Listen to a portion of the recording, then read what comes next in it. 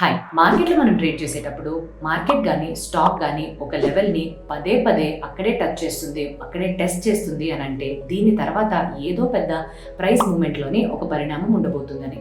ఎలాగైతే మనం ఒక బోర్డ్ని పదే పదే సుత్తి పెట్టుకుని కొడతామో ఆఖరికి అది బద్దలైపోతుంది కదా. అలానే ఈ పర్టికులర్ లెవెల్స్లోని ఎప్పుడైతే ఒక స్టాక్ కానీ మార్కెట్ కానీ పదే పదే అక్కడే ఉంటున్నాయి, వాటిని టెస్ట్ చేస్తున్నాయి అని అంటే దీని మధ్యలో దీని వెనకాతలు ఉండే కారణం బయర్స్ అండ్ సెల్లర్స్కి మధ్యన ఒక గట్టి పోటీ జరుగుతుంది.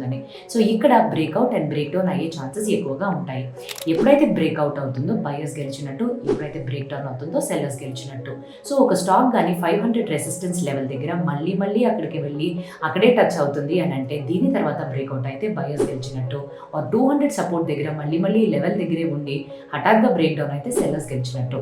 దీని యొక్క ఇంపార్టెన్స్ ఏంటి? సో ఇటువంటివి మనం పరిశీలించినప్పుడు అర్థం చేసుకోవాల్సిన విషయం ఏంటి అని అంటే ఇటువంటి లెవెల్స్ దగ్గర మళ్ళీ టెస్టింగ్స్ జరుగుతున్నాయి అంటే మార్కెట్లోని ప్రైస్ మూవ్మెంట్స్ యొక్క తీరులోని ఒక పెద్ద బ్రేక్అవుట్ ఆర్ బ్రేక్ డౌన్ అనేది రాబోతుందని తెలుసుకోవాలి. మరింత అప్డేట్స్ కోసం గురు తెలుగుని ఫాలో అవ్వడం మర్చిపోకండి.